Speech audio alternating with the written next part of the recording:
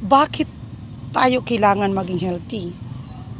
2007, I was diagnosed, I have a heart disease, congenital heart disease, atrial septal defect. So, butas ang aking puso. May party sa aking atrium na bukas siya. So, I was born na very healthy talaga at very active. Bakit masasabi ko yan? Kasi I was living in the mountain. I was brought up my family. Kahit mahirap kami, kinakaya naman. Imagine, wala pang sakaya noon. Wala pang abalaban, wala pang motorcycle o ano-anong means para aakyat sa mundo. So, 17 kilometers from the town, lalakarin niya namin ni Mama.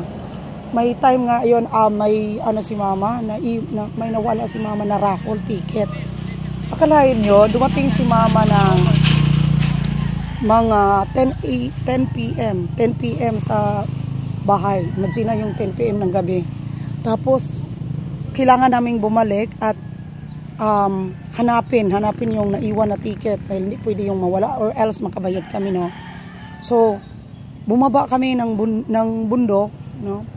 Bumaba kami, nakarating kami dito sa town ng mga 1 a.m. Almost 1 a.m. Parang 2 ata yun, no? Sa palakad-lakad namin. So, pagdating ni Mama sa bahay, sa bundok, nawala yung raffle ticket. Kaya bumaba agad kami sa paghahanap. Imagine yung gabi, 10 p.m. yun. Tapos 1 a.m. nakita namin doon sa bundok ang aming raffle ticket.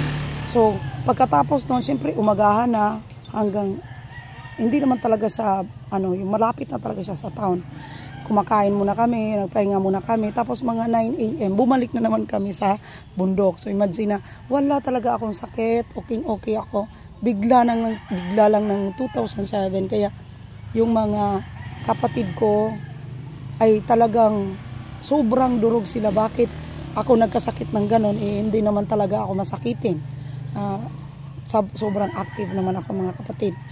Kaya talagang reminder sa lahat ng dyan na do not wait tomorrow for you to be healthy. So start tayo mag-exercise. So wala pa lang na akong video, mga kapatid, pero balak araw mag-video din ako.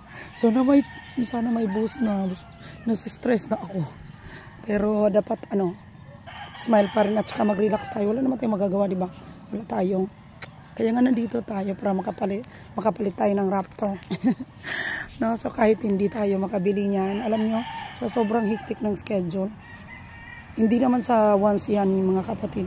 Kailangan na talaga yan. No? Yung may sakayan tayo para kontrolado natin yung oras. No? So sa mga sobrang pressure talaga, hindi siya talaga once yung sasakyan, yung ganun, kahit motorcycle lang, no? Pero hindi ako marunong ng motor talaga. Mas madali daw pag 4 wheels. Talagang ambisyosa itong peg. Mag-ambisyon lang tayo, wala namang bayad yan. Pag hindi naman ibigay nila, okay, fine, hindi tayo gagawa ng mga kalukuhan para makarating lang tayo doon. Exercise na lang tayo, mag-vlogging, at stay passionate sa lahat ng gagawin natin. Good morning, thanks God, it's Friday.